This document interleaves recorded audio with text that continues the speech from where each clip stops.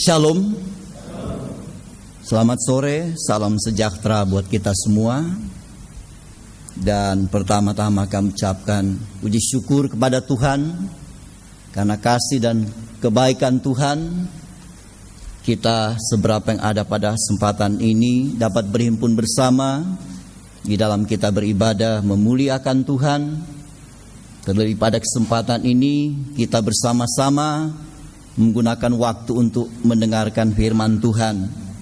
Dan kami bersyukur kalau kami diberi kesempatan untuk menyampaikan firman Tuhan pada kesempatan saat ini. Dan semuanya terjadi oleh sebab kasih dan pertolongan Tuhan. Karena itu dalam kesempatan saat ini kita seberapa yang ada, kita segera akan langsung memasuki dalam pembacaan firman Tuhan.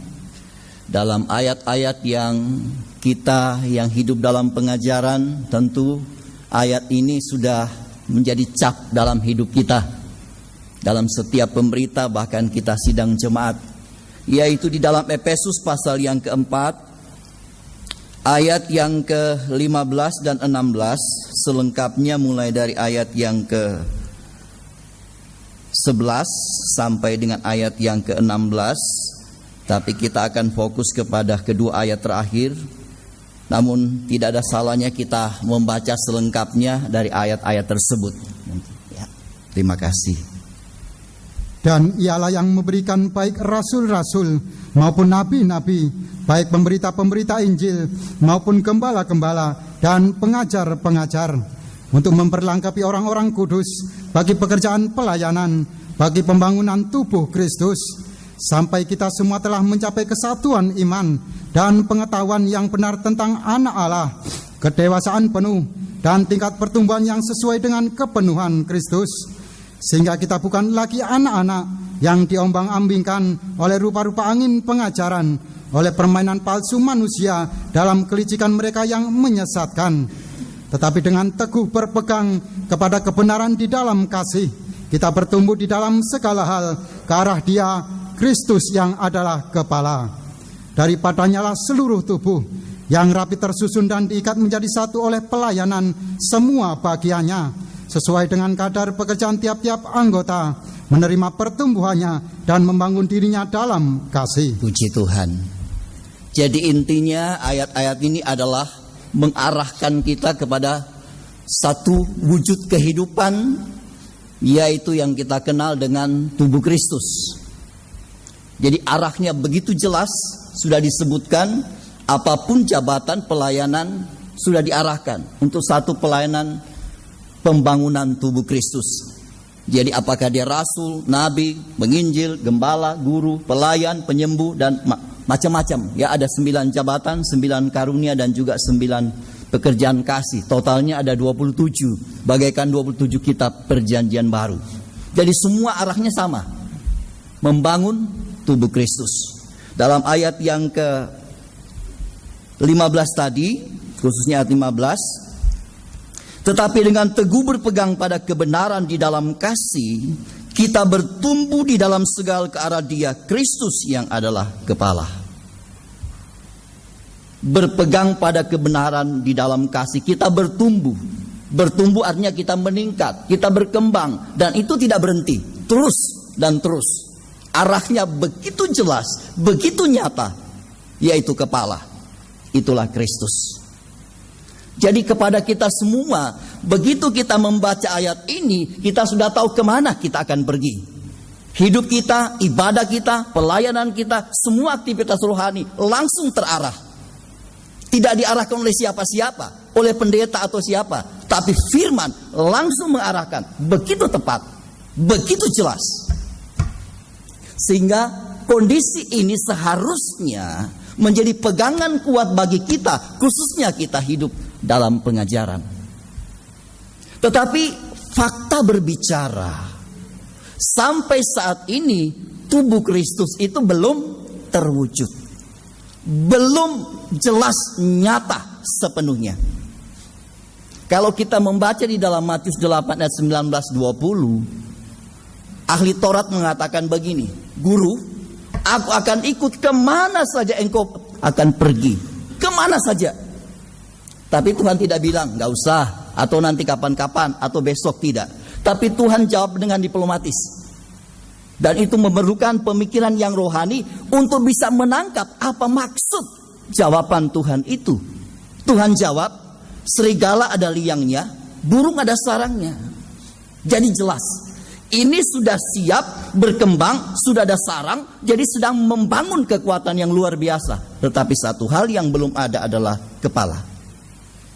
Kepala belum punya tempat. Tetapi anak manusia belum mempunyai tempat untuk meletakkan kepalanya.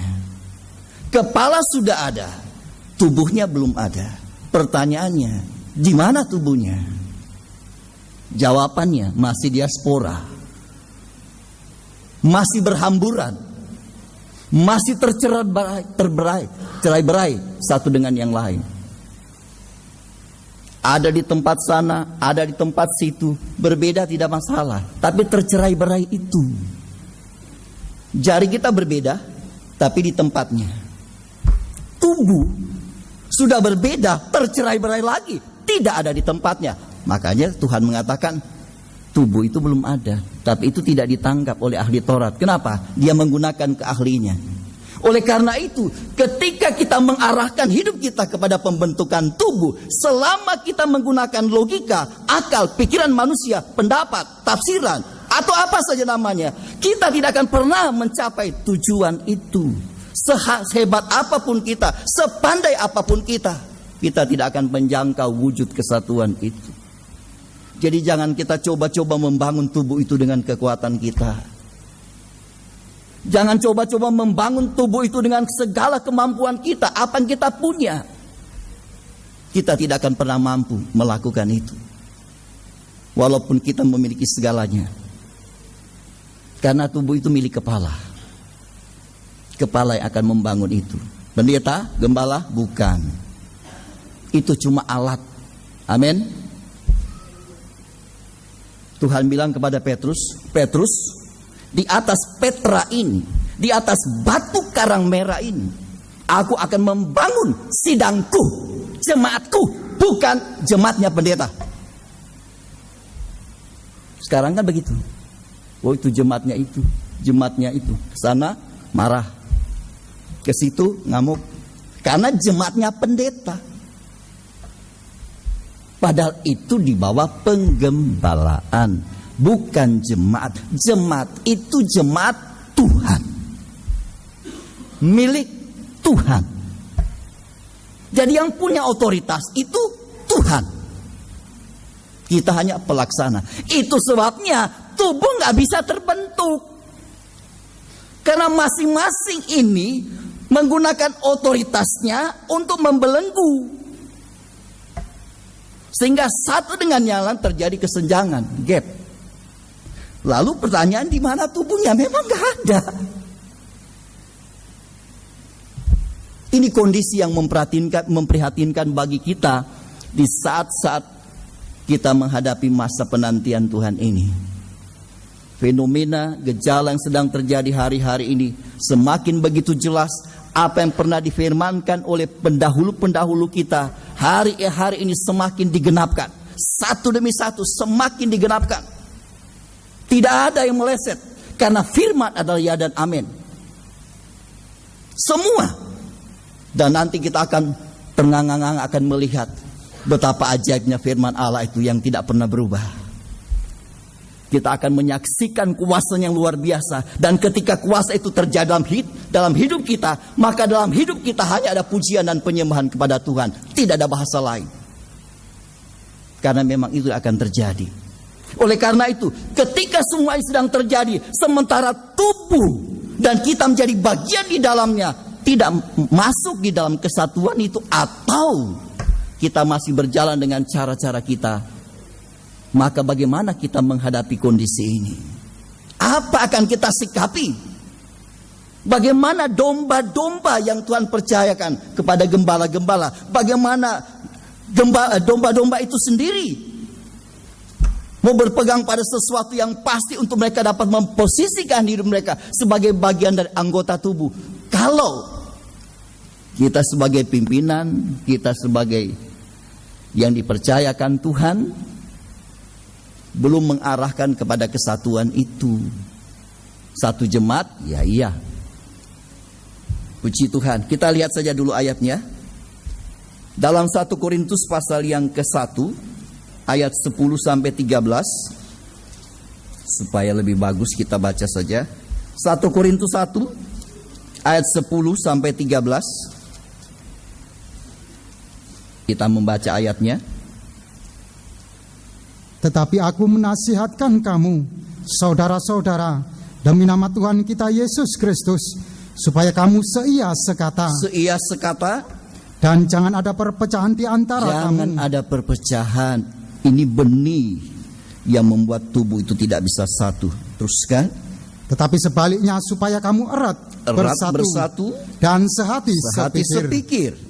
Sebab saudara-saudaraku, aku telah diberitahukan oleh orang-orang dari keluarga Chloe tentang kamu, bahwa ada perselisihan di antara kamu. Yang aku maksudkan ialah bahwa kamu masing-masing berkata, aku dari golongan Paulus, atau aku dari golongan Apolos, atau aku dari golongan Kefas, atau aku dari golongan Kristus. Adakah Kristus terbagi-bagi? Adakah Paulus disalibkan karena kamu? Atau adakah kamu dibaptis dalam nama Paulus? Pasal yang ketiga ayat 3 dan 4. Karena kamu masih manusia duniawi. Sebab jika di antara kamu ada iri hati dan perselisihan, bukankah hal itu menunjukkan bahwa kamu manusia duniawi dan bahwa kamu hidup secara manusiawi? Karena jika yang seorang berkata, aku dari golongan Paulus, dan yang lain berkata, aku dari golongan Apolos, bukankah hal itu menunjukkan bahwa kamu manusia duniawi yang bukan rohani? Puji Tuhan. Jadi firman menjawab kita. Jadi apa yang terjadi di sini, sikap yang hanya menuruti keinginan selera, sikap yang blok-blokan, jelas di situ ya. Sikap yang berpihak-pihak itu membuktikan adanya perpecahan, adanya perselisihan, adanya kesalahpahaman, adanya hal-hal yang begitu banyak. Memang tidak disebut di sini, tetapi itu disebut langsung di dalam ayat 3 dan 4. Itu hal-hal duniawi. Nah, dengan kondisi ini, dengan kondisi seperti ini, pertengkaran, perpecahan, perselisihan, firman mengatakan kamu adalah manusia duniawi. Sekarang kita lihat realitasnya. Realitas hidup kita. Nikah, suami istri. Sama-sama beribadah, sama-sama melayani. Pertanyaannya, apa sudah satu? Suami melayani, istri melayani. Beribadah juga sama. Apa sudah satu? Saya tidak menghakimi, tapi kita realitas. Imam-imam sama-sama ibadah, sama melayani. Sudahkah satu? Itu realitas hidup. Pelayan Tuhan, pemain musik, sangkor, grup kor, hamba-hamba Tuhan. Kita tidak bisa membohongi diri kita. Kita tidak bisa diumum. Puji Tuhan. Benarkah? Ini realitas. Nah, dengan kondisi seperti ini, mungkinkah tubuh bisa dibangun jadi satu? Saya jawab, mustahil. Kalau di dalam nikah kisah sudah tidak bisa satu, bagaimana nikah dan nikah sebagai sesama anggota tubuh menjadi tubuh yang besar bisa satu? Tidak mustahil. Sesama anggota, imam-imam juga sama. Ketika itu tidak dibangun dari sekarang, kesatuan itu diciptakan, diwujudkan, memanfaatkan apa yang Tuhan percayakan, maka tidak mungkin kita akan dibangun menuju pada tubuh itu, walaupun kita adalah orang-orang yang hidup dalam pengajaran. Walaupun kita tahu arahnya adalah pembangunan tubuh, tapi kalau kita tidak mulai dari diri kita untuk mau menjadi satu, mulai dari suami istri, mustahil. Suami istri tidak satu, bagaimana dampaknya ke anak-anak? Anak-anak akan melihat, mereka menilai, dan mereka akan mengambil keputusan.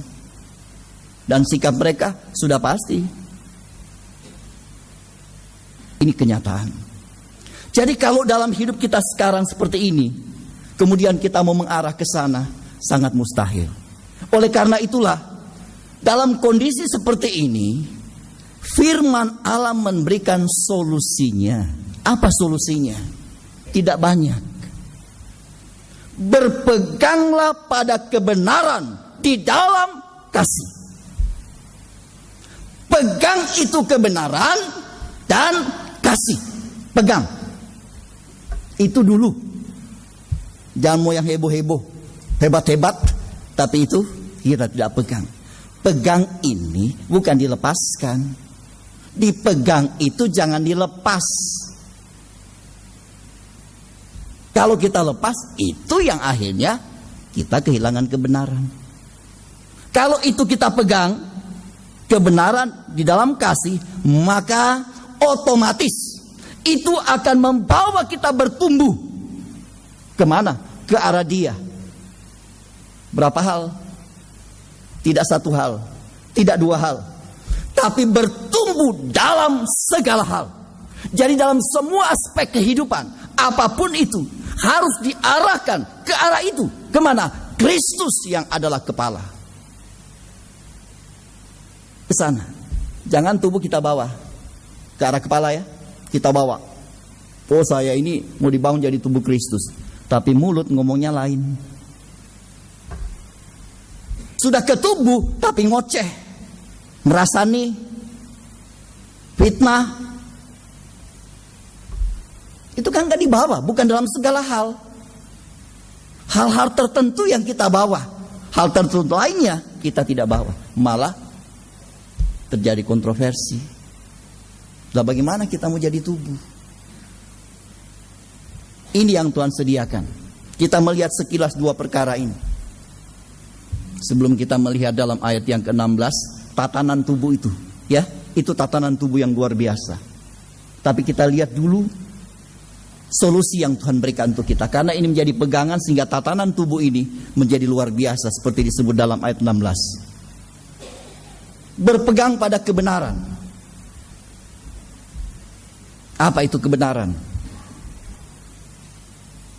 Kita baca saja ya. Yohanes 8 ayat 32, 33, kemudian kita lompat ayat yang ke 36. Yohanes pasal 8 ayat 32, 33, kemudian kita lompat saja ayat yang ke-36. Dan kamu akan mengetahui kebenaran, dan kebenaran itu akan memerdekakan kamu.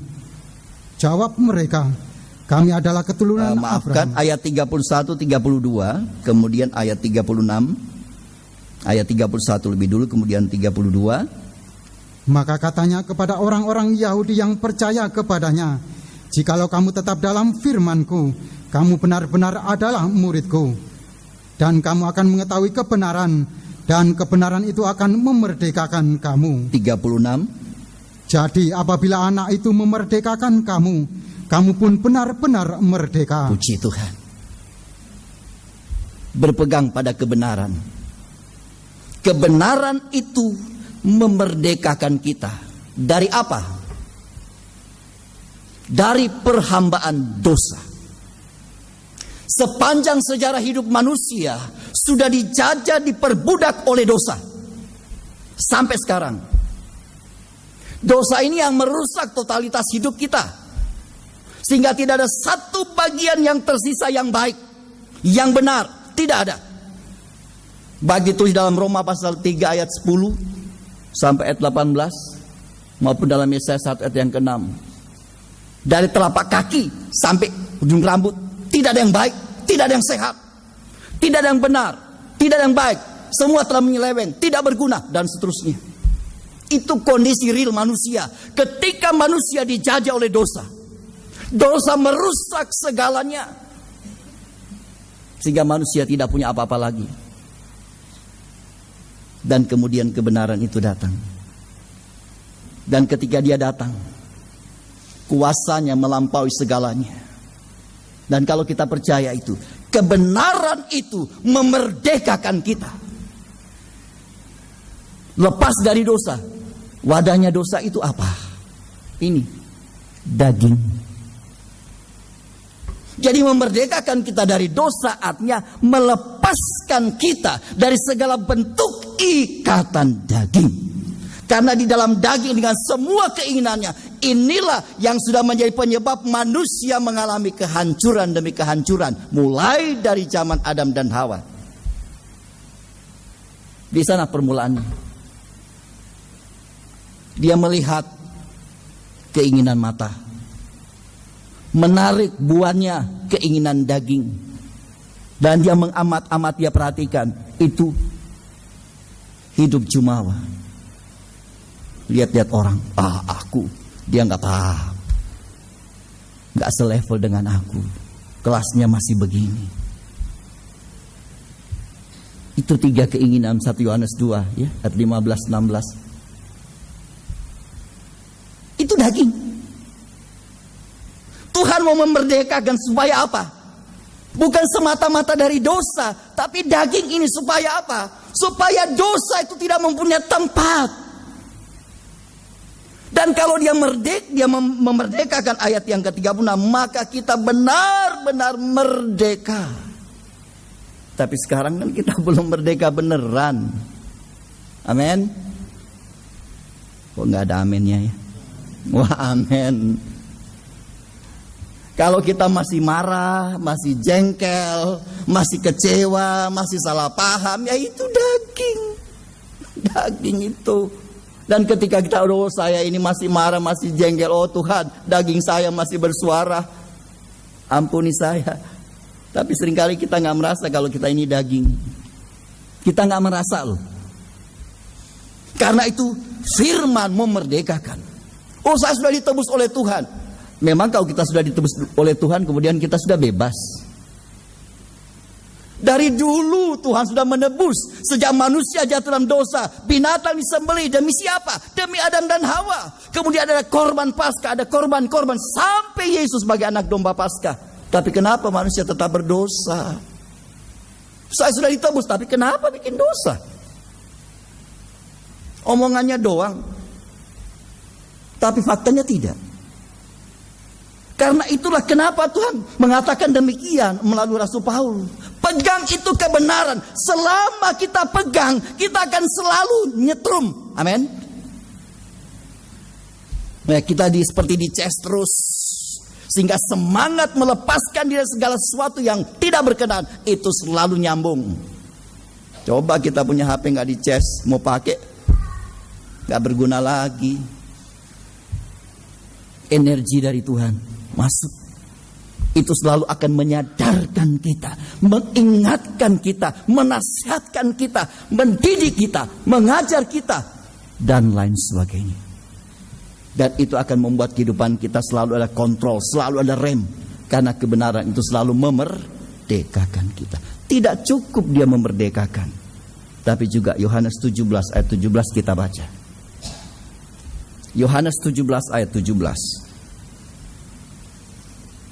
Kuduskanlah mereka dalam kebenaran. Firman-Mu adalah kebenaran. Puji Tuhan. Jadi ini kebenaran. Jadi ini truth ya, bukan righteousness. Truth. Baik dalam Efesus tadi, Yohanes 8, Yohanes 17 truth, bukan righteousness, bukan dari sifatnya, tapi ini firman. Kuduskan mereka dalam kebenaran. Kan sudah dimerdekakan oleh Tuhan, ngapain dikuduskan lagi? Kita sudah dibaptis. Orang bilang, selamat sudah lahir baru. Tapi kemudian kenapa disuruh bertobat lagi? Oh, sudah lahir baru. Siapa dalam Kristus dia ciptaan yang baru, yang lama sudah berlalu, yang baru sudah terbit. Tapi kok apa dibaptis lagi?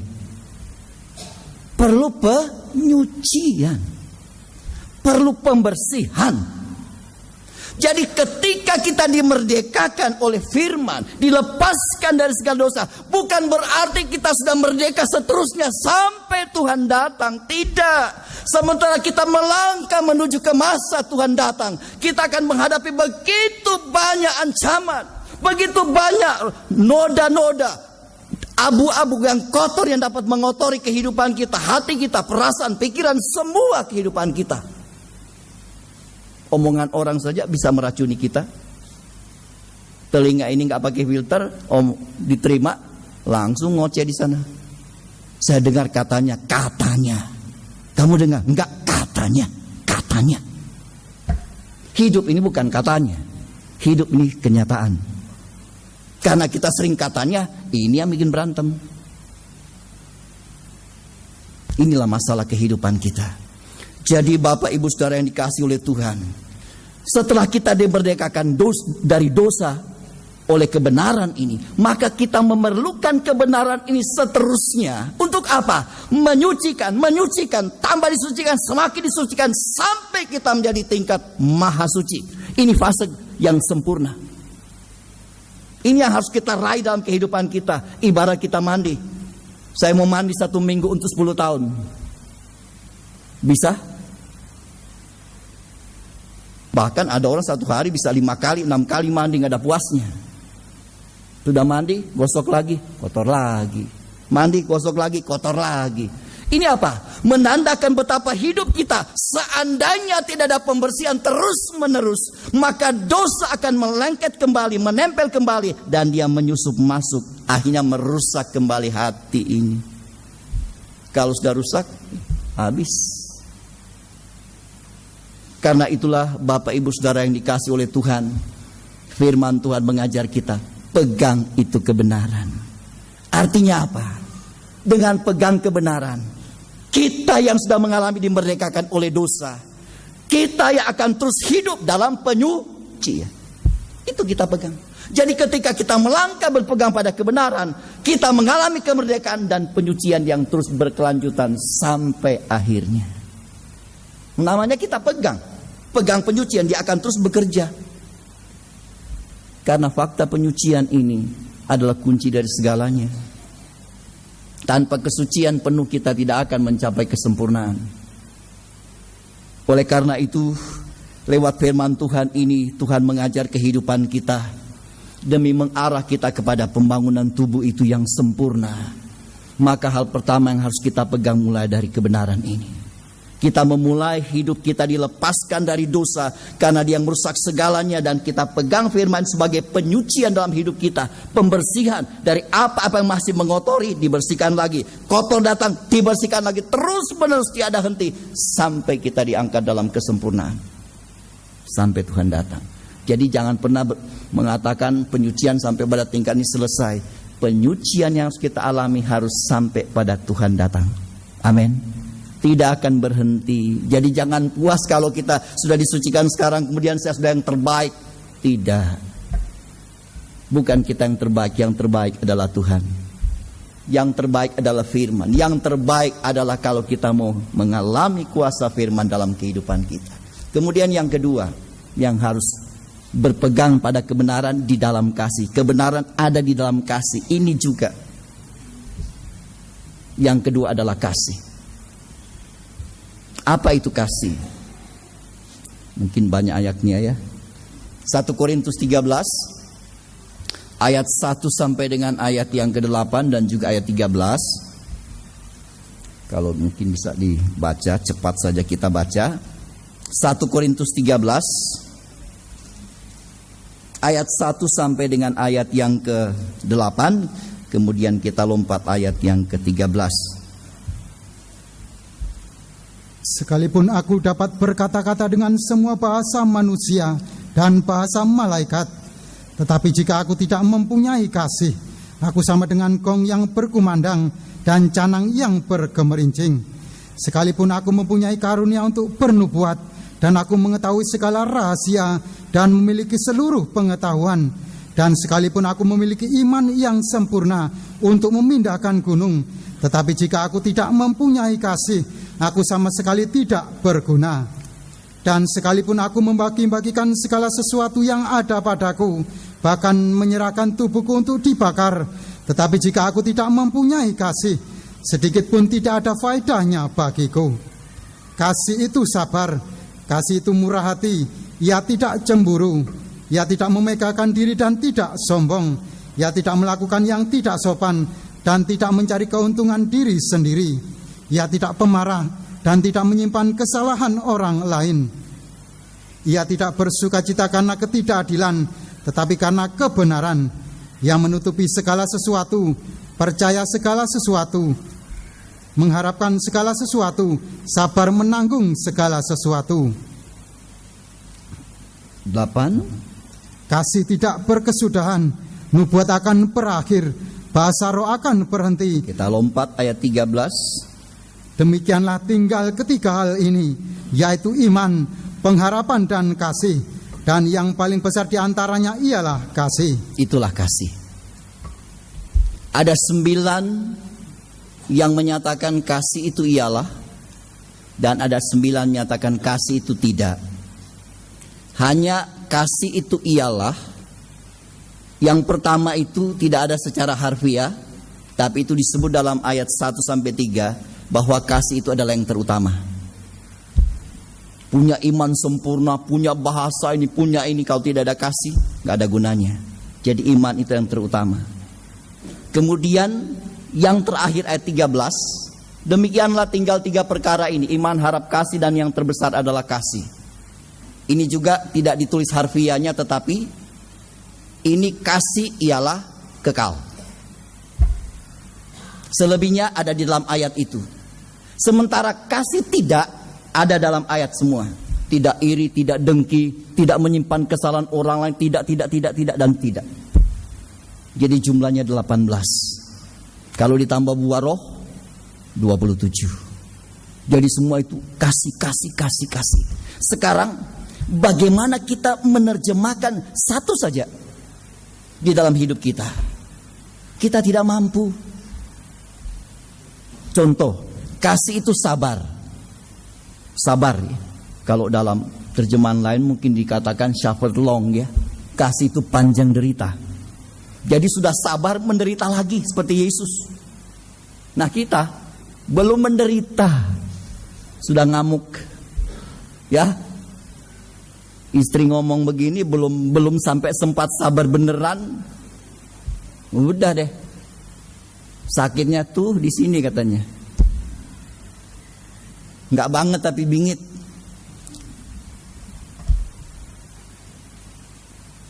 Sabar. Kita menerjemahkan dalam hidup itu. Itu perjuangan mati-matian seumur hidup. Amin.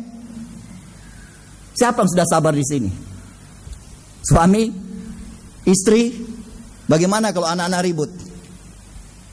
Bagaimana suami? Bagaimana istri? Bagaimana kalau jemaat ribut? Gembalanya seperti apa? Tapi kalau gembala-gembala ribut, yang bingung siapa? Kalau domba ribut yang bingung gembalanya. Tapi kalau gembala-gembala ribut yang bingung siapa? Ini kasih. Jadi saya tidak bisa menerangkan untuk semua ini kita bicara ya. Karena ini kalau kita bicara satu demi satu memang luar biasa. Jadi ada 9 kasih langsung disebut di situ. Tapi saya sebutkan tadi, untuk kasih itu ialah yang pertama dan yang ke-9 secara harfiah tidak ditulis, tetapi kita sudah bisa mengerti dalam ayat 1-3. Yang pertama itu kasih itu terutama. Kemudian yang ke-9 kasih itu kekal. Karena demikianlah tinggal 3 perkara ini, iman, tinggal ini yang kekal, ya. Kasih itu kekal. Jadi ada 3 yang kekal sebenarnya. Kasih itu kekal, firman kekal, dan orang yang melakukan firman itu juga kekal. Jadi kita melihat kenapa harus berpegang pada kebenaran di dalam kasih itu. Kalau kita cuma sampai pada kebenaran, kebenaran itu hukum. Ketika kita melanggar kebenaran, habis. Harus ditimpali dengan kasih. Karena di dalam kasih ini penuh dengan pengampunan. Kasih itu yang bisa tahan menghadapi segala sesuatu. Kasih itu yang memungkinkan kita berani berkorban. Amin. Kasih itu. Nanti kita akan lihat bagian terakhir saja soal kasih ini. Kan ada beberapa hal yang akan kita lihat dalam Efesus pasal 4 ayat yang ke-16 nanti. Poin yang terakhir kita akan melihat yang harus menjadi wujud nyata. Kalau kita ini mau menjadi bagian dari tubuh Kristus, tatanan hidup kita sebagai tubuh Kristus. Itu harus menjadi begitu jelas dan nyata dalam kehidupan kita. Tetapi acuannya adalah bagaimana kita memulainya dengan berpegang pada kebenaran di dalam kasih. Dua ini yang memungkinkan kita bertumbuh dalam segala hal. Karena Dia, Kristus yang adalah kepala. Ini yang membuat kita menuju ke sana. Memang kita berbeda. Memang kita bukan siapa-siapa. Tetapi ketika kita bersama-sama memegang keduanya, kita akan dibawa ke sana. Otomatis kita dibawa. Karena firman itu, kasih itu akan menarik. Seperti Yesus mengatakan, apabila anak manusia itu ditinggikan, dia akan menarik semua orang datang kepadanya. Amin. Dia mau tarik, dia bawa. Karena dia tahu manusia nggak mampu. Cuma Dia yang akan bisa membawa ke sana. Makanya Yesus datang menjemput kita. Kalau enggak, bagaimana kita mau mendatangi Dia? Dia datang untuk jemput kita. Kalau kita sudah siap, ya. Kalau belum siap, ya nggak ada ketemu. Puji Tuhan. Jadi kita melihat dalam kenyataan ini, kebenaran dan kasih ini adalah kemampuan untuk membawa kita menuju pada kesatuan tubuh Kristus yang sempurna. Jadi kebenaran dan kasih ini adalah kemampuan untuk membawa kita menuju pada kesatuan tubuh Kristus yang sempurna. Tanpa hal ini mustahil. Mustahil. Puji Tuhan. Sekarang kita kembali pada Efesus pasal 4 tadi ayat 16. Sekarang kita lihat tatanannya. Mengenai tubuh itu.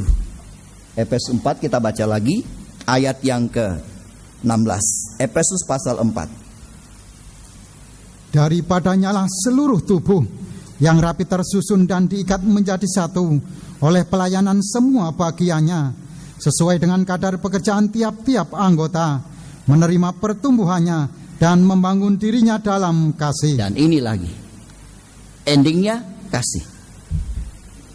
Ini tatanannya. Kita perhatikan kalimatnya.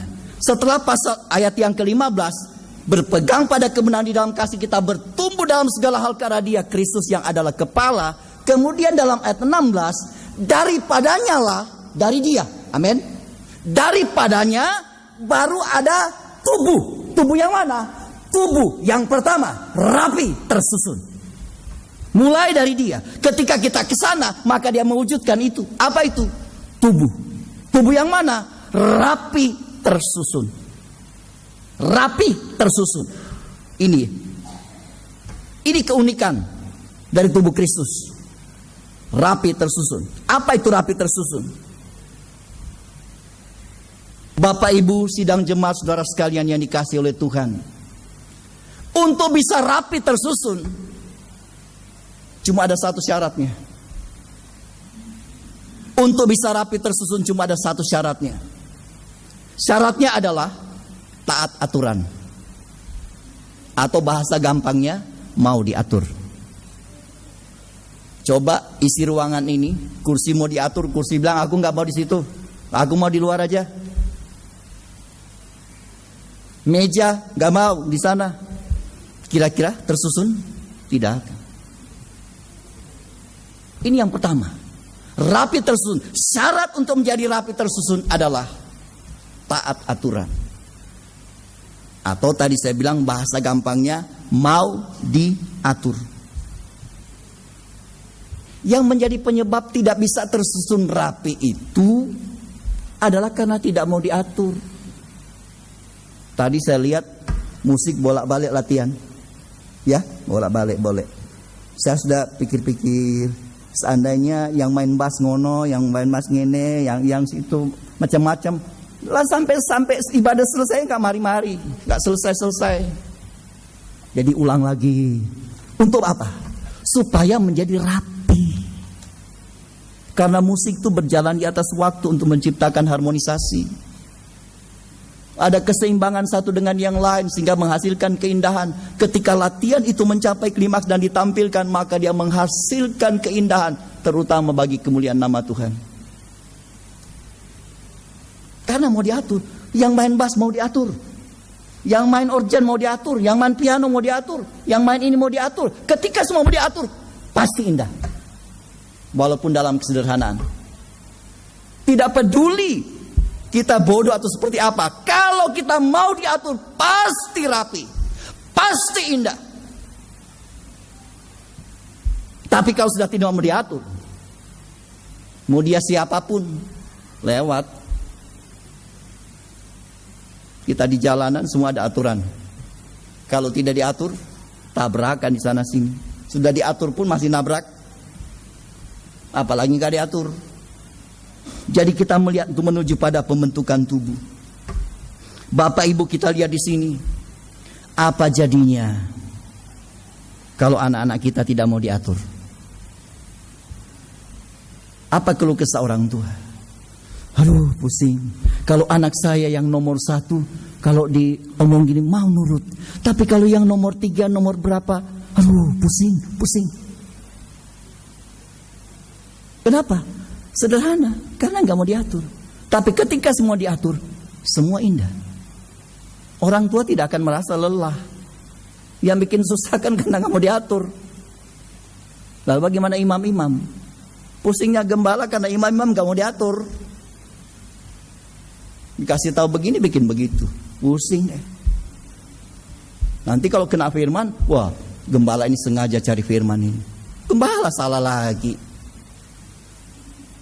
Padahal memang dasarnya nggak mau diatur. Tapi kalau mau diatur, siapapun dia, termasuk kita pelayan-pelayan Tuhan, termasuk gembala-gembala. Ketika gembala-gembala di padang Efrata sedang menggembala, dan malaikat datang memberitahu bahwa Yesus sudah lahir, dan mereka saling berkata, marilah kita pergi bareng-bareng, sama-sama, seiyah sekata. Kata 1 Korintus 1 ayat 10-13 tadi. Ini yang pertama. Kalau tubuh itu mau rapi, tersusun, kita semua mau diatur. Diatur oleh siapa? Pendeta. Nanti pendeta bilang, wah saya lebih senior. Jemaat bilang, saya juga lebih senior dari dia. Yang mengatur kita adalah kebenaran yang kita pegang tadi. Amin. Itu yang ngatur. Makanya jangan dilepas. Itu yang akan mengatur kita. Kalau kita pegang terus itu, kita tahu aturannya. Firman-Nya dikontrol dari segalanya, sehingga akan terciptakan sesuatu yang rapi, sesuatu yang indah. Baik nikah, rumah tangga, keluarga, apalagi kita di dalam Tuhan. Sebagai imam-imam, sebagai pelayan-pelayan, sebagai hamba-hamba, sebagai orang-orang yang terlibat di dalam pekerjaan Tuhan. Betapa indahnya suatu pekerjaan kita lakukan kalau itu dilakukan dengan semua mau diatur, maka akan tercipta sesuatu yang luar biasa. Kita lihat kalau ada pesparawi, udah diatur, mulutnya harus seperti ini, semua, keseragaman. Apalagi paskibraka, kalau kita lihat begitu seragam, begitu, itu tidak instan. Pelatihannya luar biasa. Kalau tidak, apa yang mau tercipta? Apalagi kita di dalam Tuhan. Jadi kita melihat dengan kondisi seperti ini. Kalau kita sudah tidak mau diatur, mungkinkah kita bisa dibangun menjadi tubuh Kristus? Jawabnya tidak. Tubuh Kristus itu indah. Tubuh Kristus itu luar biasa. Begitu rapi, tersusun. Hasil dari pekerjaan firman Allah. Jadi selama kita berpegang pada firman dan selama kita mau diatur, maka akan tercipta itu. Kalau tidak, nah itu akhirnya berantakan. Memang tubuh, tapi berantakan. Kalau tubuh berantakan, tubuh yang mana? Tuhan tidak mau datang pada tubuh yang berantakan, tapi yang rapi, tersusun, yang ditata oleh firman Tuhan begitu rupa. Bukan diatur oleh siapa-siapa, tetapi oleh firman, oleh kebenaran. Tetapi jangan lupa ada kasihnya. Amin. Ada kasih, jadi fleksibel dia. Nggak begitu diatur, kemudian nggak mau. Kamu ini mau diatur nggak? Bukan begitu. Ada kasihnya, sabar. Kasih tahu lagi sekali, 2 kali. Yesus menangani kita dengan panjang sabar yang begitu luar biasa. Amin. Kita bolak-balik memberontak, bolak-balik menyakiti, bolak-balik melawan. Dia tetap sabar, tidak pernah berubah. Cuma ada manusia satu yang sabar, yang tidak berubah, yaitu yang namanya sabar. Dia apa yang tetap sabar dia, tapi namanya saja. Tapi kalau selain namanya nggak ada orang bisa menangani. Nggak usah jauh-jauh menangani dalam nikah kita, rumah tangga kita. Itu fakta dalam kehidupan kita. Itu yang harus kita periksa kembali dalam kehidupan kita, dalam membangun kehidupan kita untuk menuju pada kesatuan tubuh itu. Kemudian yang kedua adalah diikat menjadi satu oleh pelayanan semua bagiannya. Diikat menjadi satu oleh pelayanan semua bagian. Ini tatanan yang kedua. Apa itu? Ini artinya ada kerjasama satu dengan yang lain. Siapa menjadi baut, siapa jadi mur. Amin. Siapa menjadi golok, siapa jadi sarungnya. Ada kerjasama. Ini bagian dari kehidupan. Apalagi kita di dalam tubuh Kristus. Kerjasama yang dimaksud di sini adalah kerjasama dalam hubungan antar sendi, antara ruas tulang yang satu dengan ruas tulang yang lain. Coba saja kalau sendi-sendi kita terganggu. Coba saja, tes kalau nggak percaya. Mau gerakkan saja kita berteriak, aduh jangan senggol, sakit sekali. Itu kerjasama. Tapi faktanya kan kita mau ke sana, mau hilang, biarin aja deh. Dia bukan kita. Dia bukan kita, biarin aja. Oh kalau itu kita doakan. Nah, itu hubungan apa? Harus pendek. Hubungan. Ini kenyataan. Diikat menjadi satu oleh pelayan semua bagian. Artinya ada kerjasama satu dengan yang lain. Dalam nikah suami istri ada kerjasama. Anak-anak juga sama. Orang tua dengan anak, anak dengan orang tua. Kerjasama ini menghasilkan sesuatu yang indah, sesuatu yang luar biasa untuk mengimbangi rapi tersusun tadi. Begitu juga gembala dengan domba-domba, domba-domba dengan domba-domba. Ada kerjasama satu dengan yang lain oleh pelayanan semua bagian. Jadi semua mengambil bagiannya masing-masing, bukan rebutan. Jadi sudah tahu ini bagian apa. Ya, ada datang yang mimpin pujian sudah tahu bagiannya.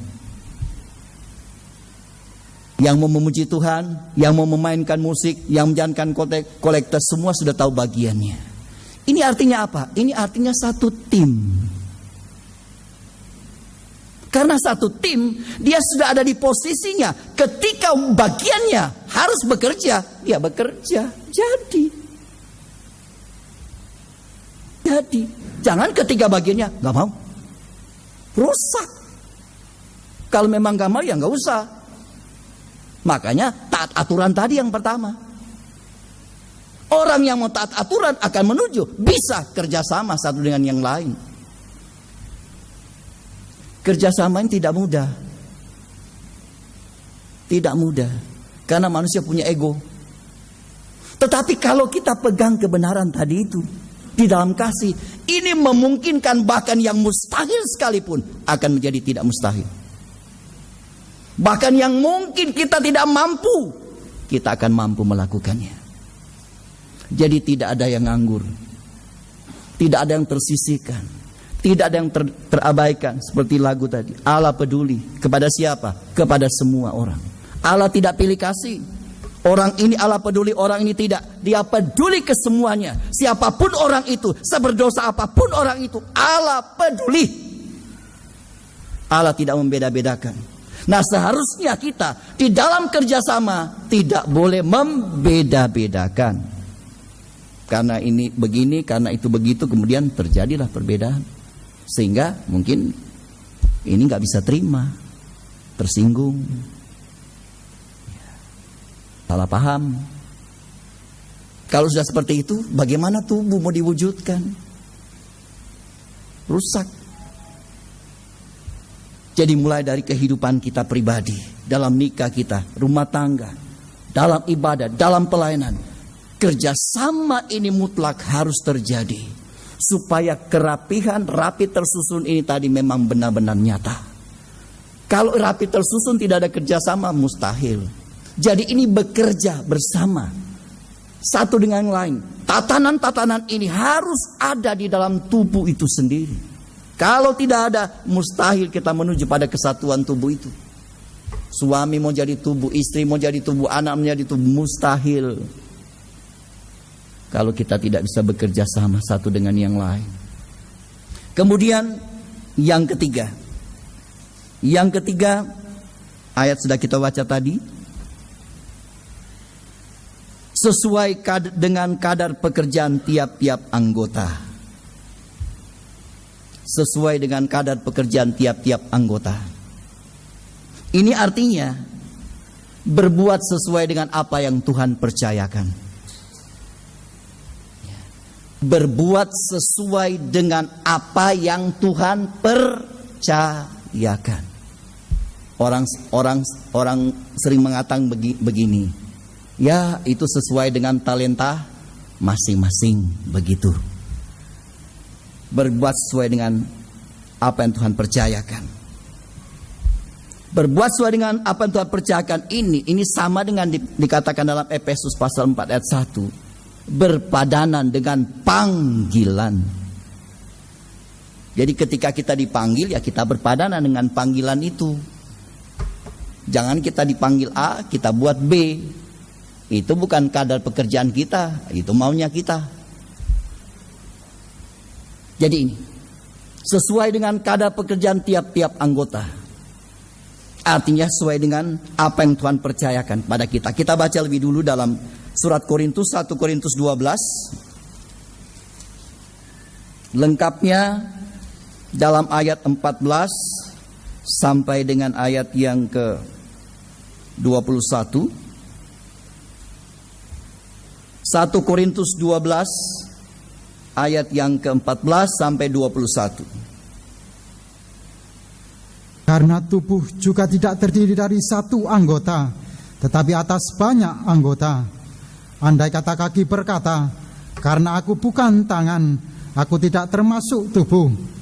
Jadi benarkah ia tidak termasuk tubuh? Dan andai kata telinga berkata, karena aku bukan mata, aku tidak termasuk tubuh. Jadi benarkah ia tidak termasuk tubuh? Andai kata tubuh seluruhnya adalah mata, di manakah pendengaran? Andai kata seluruhnya adalah telinga, di manakah penciuman? Tetapi Allah telah memberikan kepada anggota masing-masing secara khusus suatu tempat pada tubuh seperti yang dikehendakinya. Andai kata semuanya adalah satu anggota, di manakah tubuh? Memang ada banyak anggota, tetapi hanya satu tubuh. Ayat 21. Jadi mata tidak dapat berkata kepada tangan, aku tidak membutuhkan engkau. Dan kepala tidak dapat berkata kepada kaki, aku tidak membutuhkan engkau. Dan seterusnya. Jadi kalau mau jadi tangan, jadilah tangan yang benar. Jadilah tangan yang baik. Kalau mau jadi kaki, jadilah kaki yang baik. Jangan diubah. Kaki mau jadi tangan, tangan mau jadi kaki. Ini sesuai dengan kadar pekerjaan tiap-tiap anggota. Kalau tangan ya fungsikanlah itu sebagai tangan. Kalau kaki fungsikanlah itu sebagai kaki. Mata, telinga, hidung, mulut atau apa saja. Gak mungkin jantung berubah jadi paru-paru, ginjal berubah jadi usus. Tubuh model apa itu? Gak tahu kalau antikris. Ya, modelnya acak-acakan soalnya dari patung yang dibuat. Tapi kalau model tubuh Kristus, kadar pekerjaan tiap anggota itu jelas. Mata itu fungsinya apa, telinga fungsinya apa, jantung, paru-paru, usus, dan seterusnya. Tahu fungsinya. Ketika dia bekerja sesuai dengan fungsinya, maka tubuh itu sempurna. Sempurna. Jadi, Bapak Ibu Saudara, intinya di sini adalah, saya sebutkan saja, intinya pertama adalah jangan ada ambisi atau saling merebut.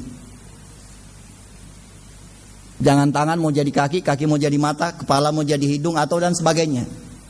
Jadi intinya adalah jangan ada ambisi. Ini yang pertama, jangan ada ambisi, jangan saling merebut. Biarkan kepala berfungsi sebagai kepala, biarkan tangan berfungsi sebagai tangan, biarkan kaki berfungsi sebagai kaki, dan itu keindahan. Tapi ketika kepala ingin kaki, kaki ingin kepala, mau merebut, itu ambisi. Contohnya ada di dalam 1 Raja-Raja pasal 1 ayat 5 sampai 10. Adonia, salah satu anak dari Raja Daud dari Hagit. Dia tidak diangkat jadi raja, karena yang mau diangkat itu Salomo. Dia pikir, oh dia juga anak raja dong. Aku juga punya bagian, punya hak. Apa dia buat? Dia mengangkat diri jadi raja. Orang hidup Adonia. Dia kumpul bolo-bolonya ya. Pengikut-pengikutnya dikumpuli. Mana yang satu roh? Dikumpul lah. Jadi ini loh aku. Aku mau jadi raja. Kedengaran berita dikasih tahu. Itu loh si Adonia. Si Salomo kan sudah dibilang dia yang mau jadi raja. Dikasih tahu ke raja. Kemudian Raja Daud mengangkat Salomo sebagai tandingan, dan hidup Salomo dengar si Adonia, takutnya.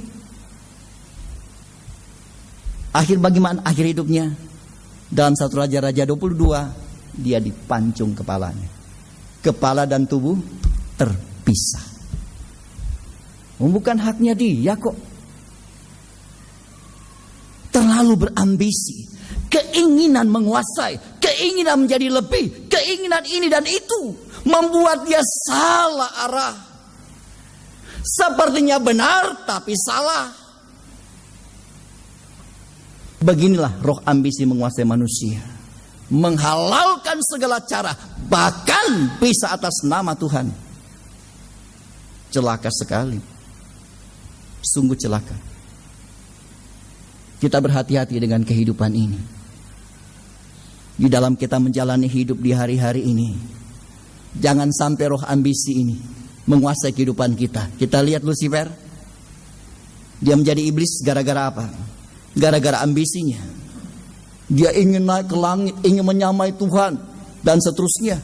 Tapi justru di dunia orang mati dan dicampakkan oleh Tuhan, dan dia menjadi iblis. Padahal namanya luar biasa, Lucifer. Salah satu nama dari Lucifer itu adalah musik keindahan. Tetapi justru itu yang menjadi perusak di hari-hari ini. Keindahan ini dipakai oleh Babel untuk menjatuhkan begitu banyak orang di dunia ini. Dosa zaman sekarang ya. Keindahan dunia, keindahan daging dipakai oleh Babel untuk menjatuhkan begitu banyak orang. Dan itu rohnya sekarang. Kan firman bilang, zaman anak manusia. Ya, zaman dulu zaman Nuh, orang makan minum. Tapi zaman di mana Tuhan akan datang, itu akan terulang kembali. Dan sekarang Wah, keindahan ini dipamer di mana-mana. Buka televisi, buka HP, buka apa, waduh di sana. Luar biasa. Ambisinya Babel untuk apa? Untuk mengambil setiap orang percaya untuk dihancurkan. Sama dengan ini. Roh ambisi ini ketika dia masuk di dalam proses pembentukan tubuh, tubuh itu tidak akan pernah terbentuk. Ketika istri berambisi ingin jadi kepala, rusak nikahnya. Karena bukan itu posisinya. Begitu juga sebaliknya. Ketika suami ingin menguasai istrinya, itu sama hancurnya. Ini roh ini. Keinginan untuk melebihi. Keinginan untuk menguasai. Di dunia monggo silakan, di dunia mau jadi apa, karena memang itulah dunia. Dia sudah berada di bawah supervisinya iblis. Dan Tuhan tidak akan pernah merebut dunia ini. Tuhan akan menghancurkan dunia. Tetapi kita yang ada di dunia sebagai orang-orang ditebus oleh Tuhan, Tuhan tidak mau diambil oleh iblis. Tuhan tidak mau kita yang disiapkan untuk dibangun menjadi tubuh kemudian hancur berkeping-keping hanya karena roh ambisi. Sangat mengerikan. Karena kita sudah tidak berpegang pada apa yang Tuhan percayakan. Kita sudah over, kita sudah melampaui batas kita. Hasilnya apa? Bukan kita menjadi orang hebat, bukan kita menjadi orang luar biasa, tapi kita akan menyebabkan terjadi perceraian. Yang tadinya utuh kemudian terpecah, pecah dan pecah. Lalu apa tanggung jawab kita? Nggak ada urusan selesai. Karena apa yang kita tabur itu yang kita tuai. Kita tidak bisa mengingkari itu. Karena itu berhati-hatilah. Satu waktu 2 murid ya. Dalam Markus 10, 2 murid Yakobus, Yohanes datang kepada Tuhan. Yang satu kepengen minta duduk di sebelah kanan, satu di sebelah kiri. Kalau dalam Matius ibunya melok, ikut. Ibunya ikut-ikutan. Kalau ini enggak, Markus satu di kiri, satu di kanan. Setelah yang 8 dengar, yang 10 dengar, apa yang terjadi? Mereka ribut, mereka marah. Keinginan mau menguasai, membeset tempat-tempat ini, lalu yang lain mau duduk di mana?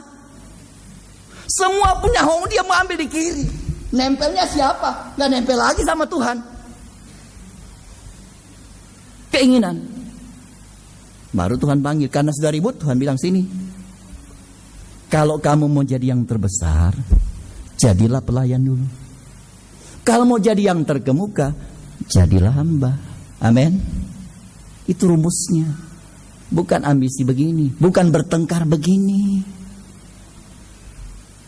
Ini di dalam Tuhan. Siapa? Pelayan-pelayan. Saya melihat bagaimana hamba Tuhan berantem hanya karena ingin menduduki pelayanan A, pelayanan B. Dulu saya belum di Pantai Kosta. Belum ya. Dan saya melihat itu. Satu pelayanan, satu ibadah, 2 podium, 2 apa itu? Peti perpuluhan, 2 gembala. Saya kebetulan punya teman di gereja itu. Masih loh, kok habis gembala di sini kok khotbah, kok ada 2 pendeta ya? Bingung juga. Dulu saya nggak suka Pantai Kosta, saya suka olok-olok dulu. Makanya saya lihat-lihat, tapi nonton bukan nonton kepengen tahu, tapi cuma mau olok-olok aja. Tapi saya nggak nyangka kalau saya jadi Pantai Kosta. Tuhan tangkap. Belum sampai sebulan kemudian pagar gereja itu roboh.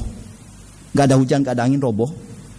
Setelah itu roboh, seminggu kemudian pecah organisasi ini. Jadi ada pusat, ada MD ada apa itu? Ya, terbagi 2.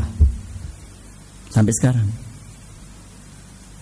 Setelah saya terima pengajaran ini, saya mengevaluasi hidup, saya ingat-ingat, saya renung-renung begini.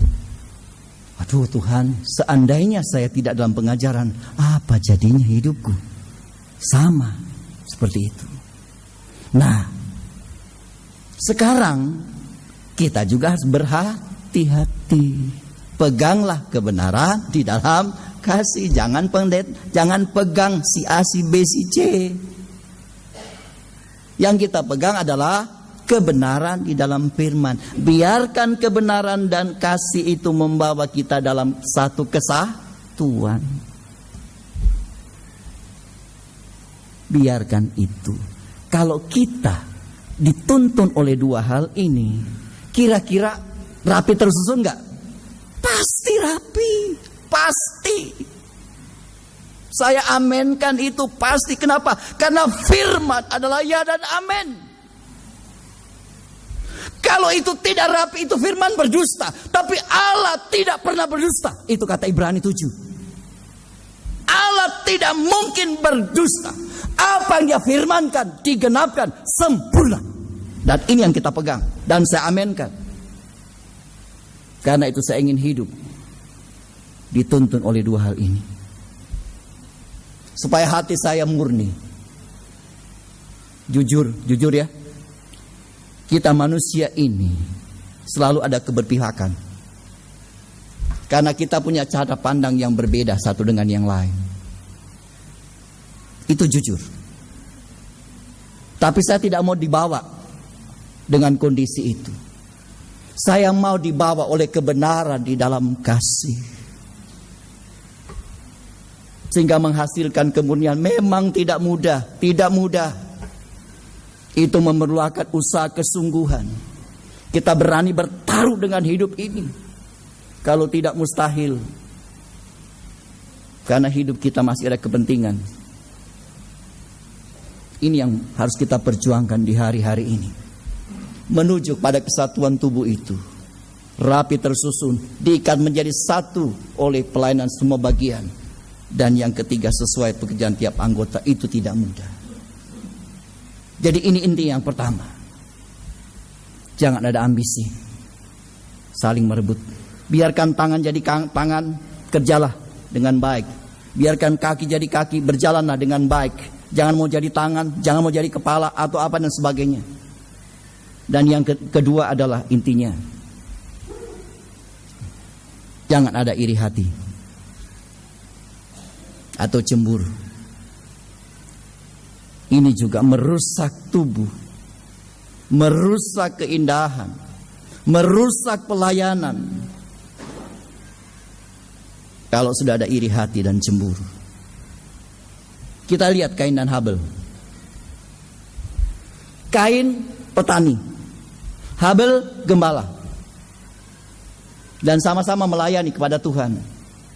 Sama-sama memberikan persembahan kepada Tuhan. Dan persembahan Habel diterima oleh Tuhan. Kain tidak. Kain ketika dia sadar bahwa persembahannya tidak diterima, dia bukan introspeksi. Dia bukan pikir, loh kenapa kok persembahan kok nggak terima ya? Kok adek kok bisa? Mestinya tanya, kamu kok bisa? Apa sih rahasianya? Bagi-bagi dong rahasianya, supaya aku juga bisa. Ini enggak. Kenapa? Ini roh kompetisi. Ada keinginan sebagai senior tidak mau direndahkan oleh junior. Dia enggak mau kalah. Padahal kalau saja dia memberi persembahan itu yang terbaik, kita Ulangan bilang memberikan hulu hasil yang terbaik, walaupun itu dari pertanian, dari perkebunan, itu sangat menyenangkan Tuhan. Tetapi yang dia beri, ayat mengatakan hanya sebagian dari hasilnya. Itu Kejadian pasal 4 ayat yang ketiga dan seterusnya. Sebagian, bukan yang terbaik. Sementara Habel, dia memberi yang luar biasa, memberi yang disukai oleh Tuhan, yang tambun, yang sulung. Ini yang Tuhan mau.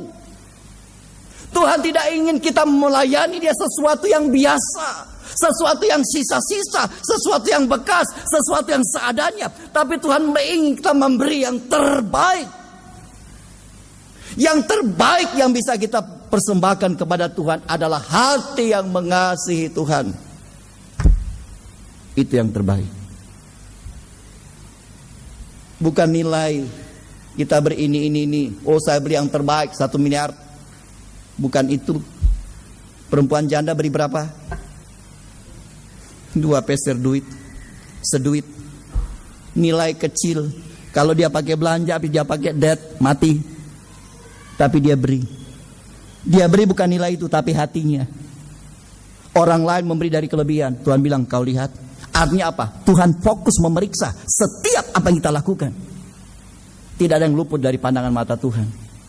Karena janda itu memberi seluruh kehidupannya. Inilah pemberian dari hati yang mengasihi Tuhan. Jadilah imam yang melayani dengan hati yang mengasihi Tuhan. Bukan karena kita bisa, bukan karena kita mampu. Suara saya baik, pelayanan saya baik, dan kita berikan hanya sebatas itu. Nggak ada gunanya di dunia itu. Kita nggak bingung menilai yang terbaik siapa. Berhamburan di dunia. Kita sampai bingung lihat-lihat. Tapi bukan itu yang Tuhan cari. Ini hati yang mengasihi. Hati yang mengasihi. Tidak akan ada iri hati di sana. Amin. Gak ada. Dia tidak melihat orang lain melakukan apa yang dia cuma tahu. Aku mau beri yang terbaik Tuhan. Inilah hidupku. Sesuai yang Tuhan percayakan. Saya cuma bisa berikan ini Tuhan. Ini hatiku Tuhan. Hati yang mengasihi Engkau. Bukan kasih eros. Bukan cuma kasih phileo. Tapi kasih yang dapat dari Tuhan. Dikembalikan kepada Tuhan. Karena segala sesuatu dari Dia, oleh Dia, dan kepada Dia. Kita kembalikan kepada Dia. Sementara kita kembali balik lagi. Memang itulah sirkulasi hidup. Tidak bisa terabaikan. Tuhan akan selalu melakukannya untuk kita. Setiap kali kita melakukan. Tidak melakukan saya, Tuhan melakukan. Apalagi kita melakukan. Dan Tuhan akan memberikan kita kemampuan untuk melakukan itu. Tidak seperti Adam. Tidak seperti Kain. Begitu mengerikan. Sampai akhirnya membunuh. Membunuh untuk kita sekarang, yaitu jadi sandungan ini, bikin gap ini, bikin gap itu, menciptakan pemisahan-pemisahan satu dengan yang lain. Hati-hati, hati-hati. Kita bukan sedang membangun tubuh, tapi kita sedang menghancurkan tubuh, walaupun untuk sementara dibangun. Kalau kita tidak sungguh-sungguh menjadi kehidupan berpegang pada apa yang Tuhan percayakan, maka itu akan menghasilkan kengerian-kengerian dalam kehidupan kita. Oleh karena itu, Bapak Ibu Saudara sekalian, ambisi, iri hati ini adalah rohnya iblis. Dan memang tujuannya adalah untuk menghancurkan, bukan untuk membangun. Apapun yang dia tawarkan sekarang sepertinya menyenangkan, sepertinya luar biasa. Tetapi sebenarnya di balik semua itu, dia sedang menghancurkan kita dari dalam sampai kita tidak akan pernah terbangun lagi. Kemudian yang keempat. Yang keempat adalah menerima pertumbuhannya. Ini tatanan tubuh itu. Menerima pertumbuhannya. Diterima. Ini artinya siap dibentuk. Bagaikan bejana siap dibentuk. Itu dia. Kalau bejana bersuara nggak bisa dibentuk. Bisa nggak bejana dibentuk kalau dia bersuara? Dia sudah hancur, mau dibentuk masih bersuara. Sudah hancur, masih bersuara lagi. Kapan bagusnya? Sehancur apapun kita, Kalau kita membawa hidup kita ke tangan penjunan itu, dari kehancuran itu dia membangun menjadi sesuatu yang indah menurut keinginan dia. Tidak ada yang mustahil. Amin. Karena itu banyak nikah-nikah dunia sudah hancur berantakan, tapi Tuhan satukan kembali. Tapi banyak yang disatukan malah berhamburan. Itu fakta kehidupan. Terlalu banyak. Tetapi nikah di dunia yang Tuhan mau bangun untuk kita anak-anak Tuhan adalah nikah yang menuju pada kesatuan tubuh ini. Karena itu Tuhan mau kita menjadi kehidupan yang siap dibentuk. Lalu pertanyaannya adalah, bagaimana kita menjadi kehidupan yang siap dibentuk? Yang seperti apa kehidupan itu siap dibentuk? Jawabnya adalah kehidupan yang memiliki sifat lemah lembut dan rendah hati. Tandingannya keras hati. Kalau keras hati itu gak bisa dibentuk. Kalau dipaksa hancur. Jadi jangan coba-coba menjadi tubuh, mau dibangun jadi tubuh kemudian kita keras hati. Mustahil kita bisa dibangun. Ini syaratnya. Memiliki sifat lemah, lembut, dan rendah hati. Ini adalah karakter dari Yesus. Dalam Matius 11 ayat 29, Yesus berkata, "Belajarlah kepadaku, sebab aku ini lemah lembut dan rendah hati, maka jiwamu akan mendapat ketenangan." Kalau kita memiliki ini, tubuh dibangun, tenang, amin. Nggak ada suara-suara. Bait Allah dibangun, tidak ada suara.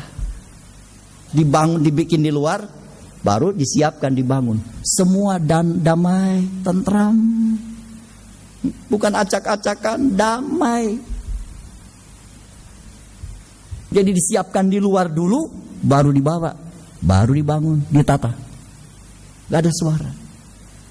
Sekarang membangun tubuh suaranya, aduh, mendengung sampai di dunia sana. Sampai di dunia sana. Sampai orang di luar pengajaran nanya, kok dengar-dengar ada begini begitu? Masa sih? Iya. Kok mendengungnya? Kalau berdengungnya bagus-bagusnya, waduh senangnya dengar begitu, ada kesaksian yang luar biasa. Ini kok dengungnya bingung mau jawab. Enggak jawab ya salah, dijawab juga ya kayak apa? Ya berdoa saja, bantu doa saja. Jadi iya enggak juga iya, tapi bantu doa saja. Serba salah mau jawab. Kalau dijawab lain nanti bohong. Dia bilang bantu doa saja. Ya beginilah, hidup ini masih berproses. Oh iya. Ya mau diapain? Mau ditutup? Ya keluar dia. Gak ada sampah itu disimpan kemudian gak keluar baunya. Gak ada. Makanya susah simpan barang sampah di dalam. Rasul Paulus bilang semua itu ku anggap sampah. Dan dia gak mau simpan lagi itu. Karena dia sekarang punya pengenalan dengan Kristus dalam kematiannya. Yang sampah itu dia buang. Kalau dia simpan bau, itu akan merusak. Bukan cuma merusak, tapi menimbulkan penyakit. Dan semua akan hancur. Jadi kita melihat dalam ayat ini, potensi itu penting, tapi karakter itu lebih penting lagi. Banyak orang berpotensi, tapi tidak berkarakter. Tapi kalau kita berkarakter, pasti punya potensi. Kenapa? Sebab Tuhan yang menganugerahkannya untuk kita. Petrus, dia nelayan. Memang tidak disebut dia sekolah apa enggak, ya. Tapi profesinya nelayan. Ketika dia menulis tentang dunia akan hangus dalam nyala api, itu dalam bahasa lain itu sama dengan atom yang terurai. Berarti dia seperti seorang ahli fisika. Padahal dia profesinya nelayan. Tapi kok bisa? Hikmat Allah. Tadinya nggak bagus karakternya, tapi setelah dibentuk dia menjadi luar biasa. Dia menjadi berpotensi luar biasa. Itu Petrus. Karakternya kan luar biasa tadinya, keras. Tapi Tuhan mengubah dia. Petrus, adakah engkau mengasihi aku? Oh ya Tuhan, aku mengasihi engkau, aku Phileo. Adakah engkau mengasihi aku? Oh Tuhan, aku Phileo. Dijawab. Tapi Tuhan tanya, betul kamu kasih Phileo? Nangis dia. Mengasihi sahabat saja gak mampu. Bukti apa? Dia sangkal Tuhannya.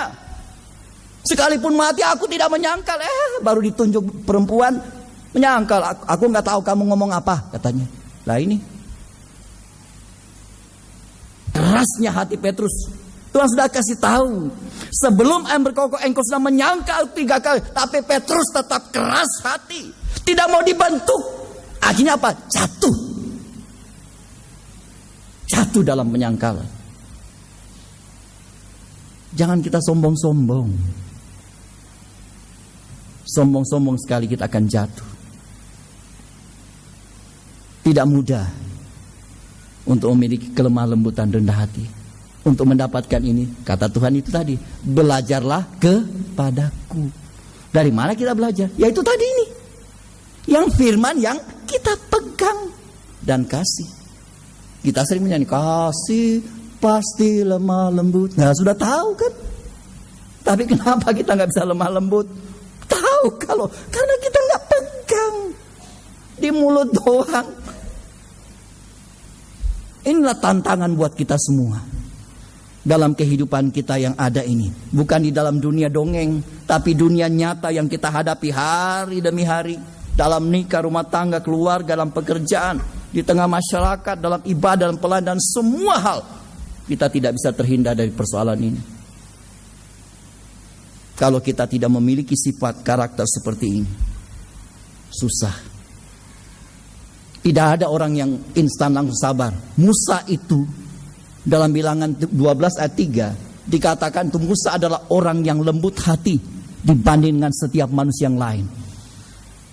Orang yang lembut hati. Itu kata firman loh. Dibandingkan setiap orang. Luar biasa. Itu Musa. Diakui. Tetapi ketika dia menghadapi menggeretunya bangsa Israel, ketika dia menghadapi kekerasan hati bangsa Israel, omelan-omelan bangsa Israel, Musa tidak sanggup. Tuhan bilang, Musa, bawa umat itu, bicara kepada batu itu, dan batu itu akan mengeluarkan air. Ngomong. Musa bukan ngomong. Dia ambil tongkat, dia hantam, dus, nggak puas, hantam lagi, dus 2 kali, tetap keluar air. Tapi Tuhan bilang, Musa, karena engkau tidak menghormati kekudusanku, kamu dan Harun tidak akan membawa umatku ke Kanaan. Selesai. Nggak nyampe ke Kanaan. Lembut hati, nggak mampu. Amin. Selembut apapun kita nggak mampu menghadapi persoalan-persoalan yang ada. Kesabaran yang akan memampukan kita kalau kita mau belajar dari Tuhan, kalau kita mau belajar dari firman dan memanfaatkan kasih ini, itu yang akan menstimulasi hidup kita untuk kita ada kekuatan, kemampuan bersikap sabar di tengah-tengah persoalan seberat apapun. Kalau tidak, mustahil. Coba cari istri yang sabar sesabarnya. Ada? Dia sudah sabar-sabar, bukan nggak ngomong, bukan berarti nggak sabar. Ada kesaksian hamba Tuhan ya dari Jogja. Seperti tadi. Jadi dia cerita, istri ini tidak bisa membalas kepada suaminya. Tapi jangan ditiru ya. Dia tidak bisa membalas, jengkel dia, tapi nggak bisa dia tunjukkan ekspresi itu. Tapi sebagai gantinya, sikat giginya suaminya dia pakai ngosek WC. Habis itu dibersihkan, taruh lagi. Begitu setiap kali suaminya marah, dia gosek lagi. Sampai satu waktu penyelesaian. Dia bilang, kamu kira aku gak balas kamu? Sikat gigi yang kamu pakai itu aku kosek-kosek di WC, di kloset. Yang kamu pakai sikat itu. Dendam. Tidak nampak. Ini kengerian. Jadi nikah berjalan dalam kebencian. Walaupun tidak terlihat. Begitulah kita di dalam Tuhan juga. Kalau kita tidak kuat-kuat di dalam Tuhan, sama saja. Mungkin versinya lain, caranya lain. Tapi itulah kenyataan. Kenapa? Yang memang kita masih manusia. Karena itulah, peganglah kebenaran di dalam kasih itu. Jangan lepas. Ketika ada apapun, walaupun harus hancur, kalau memang itu proses pembentukan, kita akan rela. Karena itu jalannya Tuhan. Seperti Tuhan bilang, siapa mau mengikut aku, dia harus menyangkal diri, pikul salib. Kemudian kalimat terakhir, dan ikut aku. Jadi pertama disebut siapa ikut aku. Kamu harus menyangkal diri, pikul salib, baru bilang lagi, ikut aku. Jadi kalau kita pisah begini, siapa yang mau mengikut aku, dia harus menyangkal diri, pikul salib, dan ikut aku. Jadi permulaannya panggilan. Terakhirnya itu pembuktian. Kalau kita tidak sampai pembuktian, maka menyangkal di pikul salib itu omong kosong. Jadi pastikan kita melangkah sampai langkah terakhir. Itu baru pembuktian. Kalau enggak seperti Israel, sudah ditapal batas kanan, akhirnya muter 40 tahun, mati semua. Tidak ada pembuktian. Kesia-siaan. Berjalan begitu banyak waktu, membuang waktu, hasilnya nihil, bahkan binasa. Tidak ada pembuktian. Karena itulah, menjadi kehidupan yang siap dibentuk itu tidak mudah. Tetapi memerlukan kesungguhan bagaimana kita memanfaatkan firman Tuhan yang selalu Tuhan anugerahkan dalam hidup kita. Amin. Dan kasih-Nya yang tidak berkesudahan itu, walaupun kita nakal-nakal, tapi kasih itu terus saja mendatangi kita. Kadang-kadang kita mulai dengan senang, kadang tidak senang, kadang dengan sukacita luar biasa, kadang-kadang ya setengah-setengah ini, setengah itu dan sebagainya. Tapi Tuhan itu, aduh, susah mau disebut seperti apa. Dia sabar sekali. Dia terlalu mengerti keadaan hidup kita. Amin. Cuma kita aja ini yang seringkali nggak mau ngerti itu loh. Kita selalu bersikap, kita yang sudah terbaik, kita yang sudah ini, sudah itu sebagainya. Di mata Tuhan padahal kita tidak ada artinya. Semakin kita merasa berarti, semakin kita tidak ada arti di hadapan Tuhan. Tapi semakin kita bukan siapa-siapa dan kita menyatakan bahwa hanya Dia segalanya bagi kita, maka hidup kita akan mengalami hal yang ajaib dari Tuhan. Karena Tuhan tidak akan pernah menyia-nyiakan kehidupan kita. Kemudian yang kelima, ini bagian akhirnya, membangun diri di dalam kasih. Ini baru spektakuler. Puji Tuhan. Jadi bukan cuma berpegang pada kebenaran di dalam kasih, sekarang bangun di dalam kasih itu. Bangun. Ini artinya segala yang kita lakukan, baik dalam ibadah, dalam pelayanan, atau dalam aktivitas apapun untuk Tuhan, maka semua harus berorientasi pada kasih itu. Jadi jangan pernah tanpa kasih itu. Jangan pernah. Tadi saya sudah bilang, persembahan yang terbaik adalah hati yang mengasihi Tuhan. Itu yang terbaik. Kita mau beri yang terbaik yang lain, tidak ada yang lebih berharga selain hati yang mengasihi ini. Karena hati yang bisa mengasihi Tuhan itu adalah hati yang lebih dulu mengalami kasih Tuhan. Ini membangun dari dalam kasih. Tadi sudah kita baca itu ya, di dalam 1 Korintus 13 ayat 1-3. Sekalipun kita punya karunia nubuat, punya iman yang sempurna, iman yang memindahkan gunung, punya pengetahuan, punya bahasa, bahkan bahasa malaikat sekalipun. Tetapi jika aku tidak punya kasih, aku sama dengan gong yang gemerincing. Sekalipun aku berkorban segalanya, bahkan memberi tubuhku dibakar, tetap aku tidak berfaedah. Artinya di sini, tadi saya sudah katakan, segala yang kita lakukan, baik dalam ibadah, dalam pelayanan, dalam semua aktivitas kita di dalam Tuhan, itu harus berorientasi pada kasih. Jangan pernah melepaskan setitik pun dari aktivitas kita dari kasih. Jangan pernah. Ketika lepas dari kasih setitik pun, cacat. Karena itu tujuan.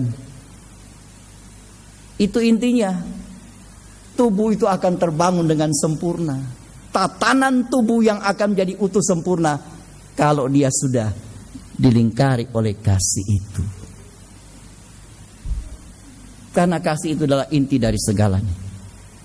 Tanpa kasih ini mustahil. Mustahil. Di dalam seluruh Alkitab, dari Kejadian sampai Wahyu, intinya ada di dalam Yohanes 3:16. Intinya di sana. Di situ kasih primer dan kasih sekunder. Karena demikian Allah mengasihi. Kenapa? Karena Allah itu kasih. Ini primernya. Sehingga ia mengaruniakan anaknya yang tunggal. Ini kasih sekunder. Kasih yang diwujudkan menjadi pengorbanan dari kasih itu sendiri. Jadi air ini ada di sini, kemudian air itu dialirkan. Dia air duluan, baru dialirkan. Jadi ketika kita melakukan semua di dalam kasih, kita ada di dalam Allah. Amin. Kalau kita di dalam Allah, berarti kita yang menjadi bagian dari Allah. Kita bekerja sama dengan Allah, dan kita adalah kehidupan yang memang hasil pekerjaan Allah. Sehingga apa? Apa yang kita lakukan itu tadi, dari Dia, oleh Dia, dan kepada Dia, tidak ada bagian yang tercecer. Fungsi yang harus kita lakukan dari kehidupan, segala sesuatu bersumber Dia, dari Dia, menjadi nyata, menjadi jelas. Itu yang harus kita lakukan. Membangun diri di dalam kasih. Kita baca saja. Ini ayat yang terakhir kita baca. Kolose pasal yang ketiga, ayat 12 sampai 15.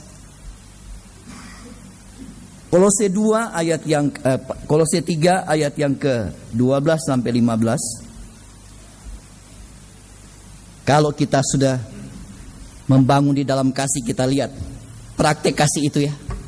Praktek kasihnya. Kolose 3 12 sampai 15.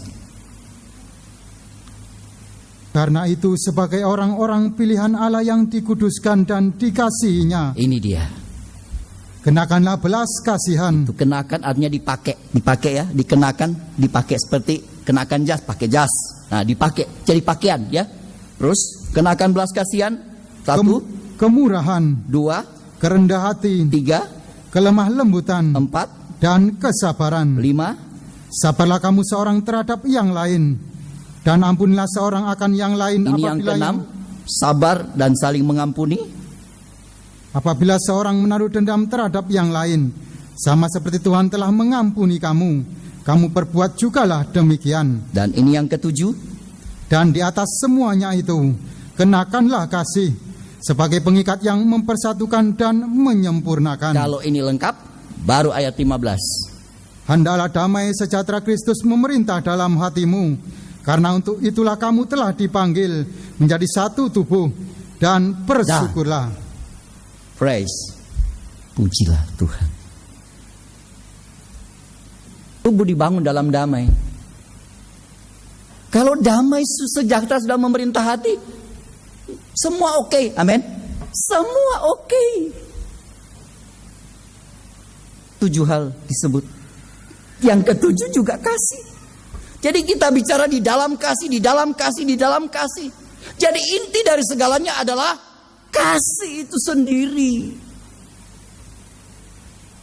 Ada 7 hal di situ. Yang ke-6 itu sabar dan saling mengampuni. Yang ke-6 Yang ketujuh, kenakanlah kasih. Kenapa? Sebab kasih ini yang mengikat untuk menyatukan plus menyempurnakan. Dan kalau itu terwujud, maka tubuh ini terbangun sempurna di dalam ikatan damai sejahtera. Kalau itu terbangun cuma ada bersyukurlah. Mau diapain? Ya memang bersyukur. Kita bersyukur kalau kita menjadi bagian dari tubuh. Kita bersyukur kalau kita sampai pada genapan rencana Tuhan. Kehidupan yang disiapkan untuk dibangun dan akan menyongsong ketika Dia datang kembali. Tapi kalau kita tidak memanfaatkan perkara ini, penantian kita ini sangat diragukan. Karena akan diuji kualitasnya. Apakah kita layak menjadi kehidupan yang dibawa ke pengungsian, ataukah hidup yang ditinggal di masa antikris itu? Karena Tuhan datang setelah perang Harmagedon, ya, setelah Tuhan akhir zaman, paling akhir dari masa antikris. Jadi antara waktu kita, rentang waktu kita dengan kedatangan Tuhan memang tidak banyak lagi. Sekarang santer orang membicarakan katanya 2016, ada yang bilang 2017, ada yang bilang 2018, ada yang bilang topnya 2020. Sesuai dengan versi masing-masing. Nama Tuhan A, B, C, D dan seterusnya. Mereka hitung mulai dari pembangunan bait Allah dari Raja Artasta dan seterusnya. Dihitung tahun-tahunnya sesuai dengan nubuatan kitab Daniel 70 minggu. Dan ini adalah minggu terakhir. Nah, apakah kita minggu terakhir? Semua berbagai versi. Tetapi kita tidak perlu pusing dengan apa kata orang. Yang kita pikir adalah kegenapan di hari-hari sekarang. Fenomena yang terjadi sekarang itu sudah berbicara. Tuhan, mereka tanya, Guru, apa tanda kedatanganmu dan apa kesudahan dunia? Tuhan bilang, waspadalah terhadap segala penyesatan, karena banyak orang akan disesatkan. Banyak. Akan ada perang, bangsa melawan bangsa, kerajaan melawan kerajaan. Akan ada kelaparan, gempa bumi. Kita lihat gempa bumi sekarang. Bahkan penyakit. Penyakit dalam bahasa Indonesia tidak ditulis, ya. Cuma gempa bumi dan kelaparan. Tapi penyakit. Sekarang banyak penyakit aneh-aneh. Gak bisa disembuhkan. Menjalar. Mengerikan. Apa itu? Ini penyakit sampar. Kutuk dari Tuhan yang harus digenapkan di akhir zaman. Dan sekarang sedang mewabah luar biasa. Apakah gempa, apakah kelaparan, apakah penyakit? Manusia pusing. Bukan manusia pusing, tapi manusia yang bikin Tuhan pusing. Manusia merusak tatanan hidup yang benar. Moral manusia begitu jatuh luar biasa hebatnya di akhir zaman. Karena egoisme yang menjadi-jadi. Apalagi sekarang, teori kemakmuran. Orang Kristen harus makmur. Rasul Paul, seberapa makmurnya? Yesus datang lahir di kandang, pulang pakai kuburnya Yusuf Arimatea. Apakah itu teori? Mau diberkati, diberkatilah. Tapi bukan mengejar itu. Sekarang semua itu jadi budaya. Orang Kristen itu kalau jadi percaya adalah orang diberkati. Kalau belum diberkati, belum jadi orang Kristen. Kata siapa? Itu katanya kan. Tubuh Kristus itu kayak luar biasa. Perhiasannya apa? Pakaiannya matahari. Ada enggak orang kaya punya pakaian matahari? Tapi tubuh Kristus mempelai Tuhan, imam-imam, pakaiannya matahari, enggak terbakar lagi. Itulah perhiasan mempelai.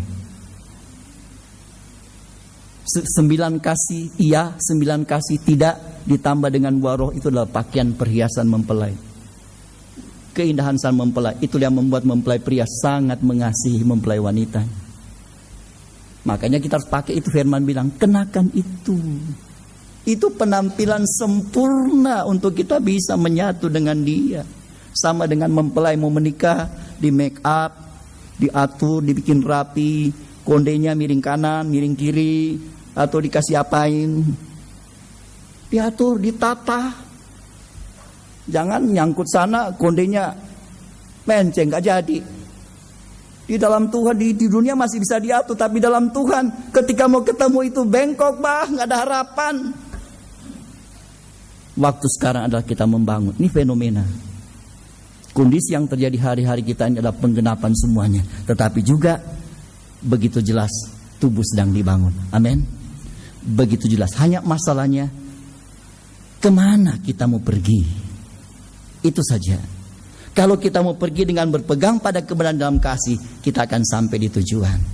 Tapi kalau kita melihat kiri, lihat kanan, kita akan belok kiri, belok kanan, mandek sana, mandek situ, dan kemudian berantakan.